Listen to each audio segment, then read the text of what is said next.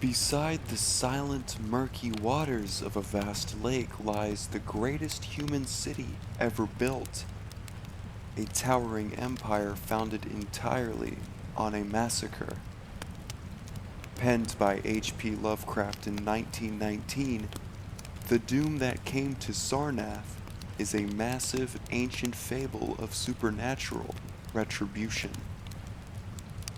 It chronicles the brutal extermination of the peaceful aquatic beings of Ib and the devastating ancient water deity that eventually wakes up to settle the score. The Doom That Came to Sarnath by H.P. Lovecraft. There is in the land of Manar a vast still lake that is fed by no stream and out of which no stream flows. 10,000 years ago there stood by its shore the mighty city of Sarnath, but Sarnath stands there no more. It is told that in the immemorial years when the world was young, before ever the men of Sarnath came to the land of Manar, another city stood beside the lake, the gray stone city of Ib, which was old as the lake itself, and peopled with beings not pleasing to behold. Very odd and ugly were these beings, as indeed are most beings of a world yet inchoate and rudely fashioned. It is written on the brick cylinders of Kadatheron that the beings of Ib were in hue as green as the lake and the mists that rise above it, that they had bulging eyes, pouting, flabby lips, and curious ears, and were without voice. It is also written that they descended one night from the moon in a mist, they and the vast still lake and gray stone city Ib. However this may be, it is certain that they worshipped a sea-green stone idol chiseled in the likeness of Balkrug, the great water lizard, before which they danced horribly when the moon was gibbous. And it is written in the papyrus of Ilarnek that they one day discovered fire, and thereafter kindled flames on many ceremonial occasions. But not much is written of these beings, because they lived in very ancient times, and man is young and knows little of the very ancient living things. After many aeons, men came to the land of Manar, dark shepherd folk with their fleecy flocks, who built Thra, Ilarnek, and Kadatheron on the winding river Ai, and certain tribes, more hardy than the rest, pushed on to the border of the lake and built Sarnath at a spot where precious metals were found in the earth. Not far from the gray city of Ib did the wandering tribes lay the first stones of Sarnath, and at the beings of Ib they marveled greatly. But with their marveling was mixed hate, for they thought it not meet that beings of such aspect should walk about the world of men at dusk. Nor did they like the strange sculptures upon the grey monoliths of Ib, for those sculptures were terrible with great antiquity.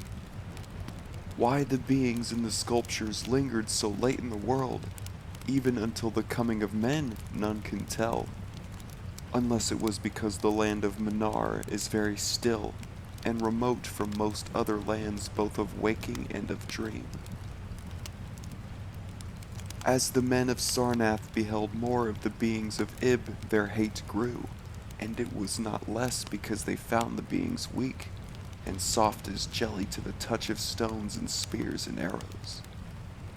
So one day the young warriors, the slingers and the spearmen and the bowmen, marched against Ib and slew all the inhabitants thereof, pushing the queer bodies into the lake with long spears, because they did not wish to touch them, and because they did not like the gray sculptured monoliths of Ib, they cast these also into the lake, wondering from the greatness of the labor how ever the stones were brought from afar, as they must have been, since there is not like them in all the land of Manar, or in the lands adjacent. Thus of the very ancient city of Ib was nothing spared save the sea-green stone idol chiseled in the likeness of Bakrug, the water lizard. This the young warriors took back with them to Sarnath as a symbol of conquest over the old gods and beings of Ib, and as a sign of leadership in Manar. But on the night after it was set up in the temple, a terrible thing must have happened, for weird lights were seen over the lake, and in the morning the people found the idol gone, and the high priest Turan-ish lying dead, as from some fear unspeakable. And before he died, Turan-ish had scrawled upon the altar of chrysolite, with coarse, shaky strokes, the sign of doom. After Turan-ish there were many high priests in Sarnath, but never was the sea-green stone idol found, and many centuries came and went, wherein Sarnath prospered exceedingly, so that only priests and old women remembered what Turan-ish had scrawled upon the altar of chrysolite. Betwixt Sarnath and the city of Ilernek arose a caravan route, and the precious metals from the earth were exchanged for other metals, and rare cloths and jewels, and books and tools for artificers, and all things of luxury that are known to the people who dwell along the winding river Ai and beyond. So Sarnath waxed mightily and learned and beautiful, and sent forth conquering armies to subdue the neighboring cities. And in time there sate upon a throne in Sarnath the kings of all the land of Manar, and of many lands adjacent. The wonder of the world and the pride of all mankind was Sarnath the Magnificent. Of polished desert-quarried marble were its walls, in height 300 cubits and in breadth 75, so that chariots might pass each other as men drave them along the top. For full 500 stadia did they run, being open only on the side toward the lake, where a green stone sea wall kept back the waves that rose oddly once a year at the festival of the destroying of Ib. In Sarnath were 50 streets from the lake to the gates of the caravans, and 50 more intersecting them. With onyx they were paved, save those whereon the horses and camels and elephants trod, which were paved with granite. And the gates of Sarnath were as many as the landward ends of the streets, each of bronze and flanked by the figures of lions and elephants carven from some stone no longer known among men. The houses of Sarnath were of glazed brick and chasseldony, each having its walled garden in crystal lakelet. With strange art were they builded, for no other city had houses like them, and travelers from Thra and Ilarnek and Kadatheron marveled at the shining domes wherewith they were surmounted. But more marvelous still were the palaces and the temples, and the gardens made by Zokar the Olden King. There were many palaces, the least of which were mightier than any in Thra or Ilarnek or Kadatheron.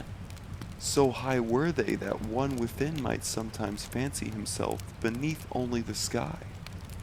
Yet when lighted with torches dipped in the oil of Dother, their walls shewed vast paintings of kings and armies, of a splendor at once inspiring and stupefying to the beholder.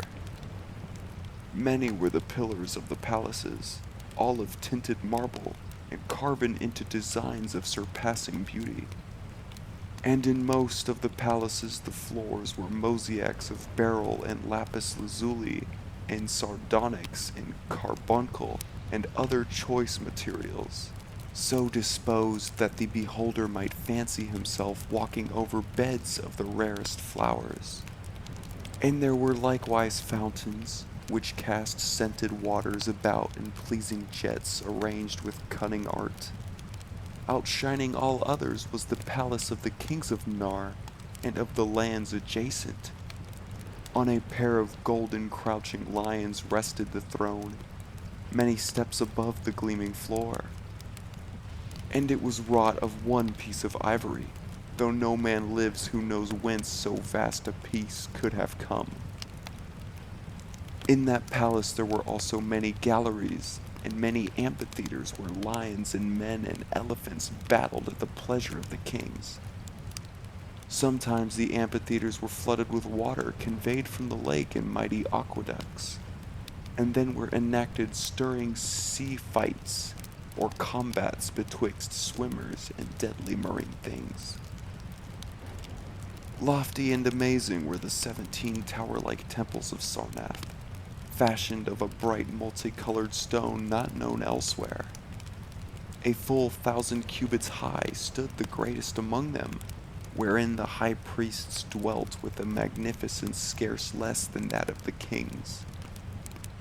On the ground were halls as vast and splendid as those of the palaces, where gathered throngs in worship of Sepulchral and Tamash and Loban, the chief gods of Sarnath, whose incense-enveloped shrines were as the thrones of monarchs. Not like the icons of other gods were those of Sepulchral and Tamash and Loban, for so close to life were they that one might swear the graceful bearded gods themselves sate on the ivory thrones. And up unending steps of shining zircon was the tower chamber, wherefrom the high priests looked out over the city and the plains and the lake by day, and at the cryptic moon and significant stars and planets and their reflections in the lake by night. Here was done the very secret and ancient rite and detestation of Bokrug, the water lizard, and here rested the altar of chrysolite which bore the doom scroll of Tehran-ish. Wonderful likewise were the gardens made by Zokar the Olden King. In the center of Sarnath they lay, covering a great space and encircled by a high wall, and they were surmounted by a mighty dome of glass, through which shone the sun and moon and stars and planets when it was clear, and from which were hung fulgent images of the sun and moon and stars and planets when it was not clear. In summer the gardens were cooled with fresh odorous breezes skillfully wafted by fans, and in winter they were heated with concealed fires, so that in those gardens it was always spring. There ran little streams over bright pebbles, dividing meads of green and gardens of many hues, and spanned by a multitude of bridges. Many were the waterfalls in their courses, and many were the lilied lakelets into which they expanded. Over the streams and lakelets rode white swans, whilst the music of rare birds chimed in with the melody of the waters. In ordered terraces rose the green banks, adored here and there with bowers of vines and sweet blossoms, and seats and benches of marble and porphyry. And there were many small shrines and temples where one might rest or pray to small gods. Each year there was celebrated in Sarnath the feast of the destroying of Ib, at which time wine, song, dancing, and merriment of every kind abounded. Great honors were then paid to the shades of those who had annihilated the odd ancient beings, and the memory of those beings and of their elder gods was derided by dancers and lutanists crowned with roses from the gardens of Zokar. And the kings would look out over the lake and curse the bones of the dead that lay beneath it. At first the high priests liked not these festivals, for there had descended amongst them queer tales of how the sea-green icon had vanished, and how Tehran-ish had died from fear and left a warning. And they said that from their high tower they sometimes saw lights beneath the waters of the lake. But as many years passed without calamity, even the priests laughed and cursed and joined in the orgies of the feasters. Indeed, had they not themselves, in their high tower, often performed the very ancient and secret rite in detestation of Bokrug, the water lizard? And 1,000 years of riches and delight passed over Sarnath, wonder of the world and pride of all mankind. Gorgeous beyond thought was the feast of the 1,000th year of the destroying of Ib, For a decade had it been talked of in the land of Manar, and as it drew nigh there came to Sarnath on horses and camels and elephants men from Thra, Ilarnek, and Kadathron, and all the cities of Manar and the land beyond. Before the marble walls on the appointed night were pitched the pavilions of princes and the tents of travelers, and all the shore resounded with the song of happy revelers. Within his banquet hall reclined Narjas High, the king, drunken with ancient wine from the vaults of conquered Pnaf, and surrounded by feasting nobles and hurrying slaves.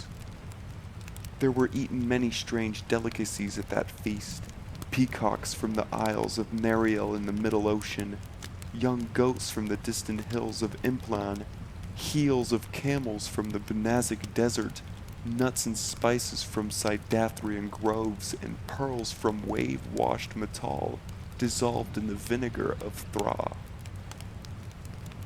Of sauces there were an untold number, prepared by the subtlest cooks in all Manar and suited to the palate of every feaster. But most prized of all the viands were the great fishes from the lake, each of vast size and served up on golden platters set with rubies and diamonds. Whilst the king and his nobles feasted within the palace, and viewed the crowning dish as it awaited them on golden platters, others feasted elsewhere. In the tower of the great temple the priests held revels, and in pavilions without the walls the princes of neighboring lands made merry. And it was the high priest, Gnai Ka, who first saw the shadows that descended from the gibbous moon into the lake, and the damnable green mists that arose from the lake to meet the moon, and to shroud in a sinister haze the towers and the domes of fated Sarnath. Thereafter those in the towers and without the walls beheld strange lights on the water, and they saw that the grey rock, Acurion, which was wont to rear high above it near the shore, was almost submerged. And fear grew vaguely, yet swiftly, so that the princes of Ilarnek and of Far Rokal took down and folded their tents and pavilions, and departed for the river Ai, though they scarce knew the reason for their departing.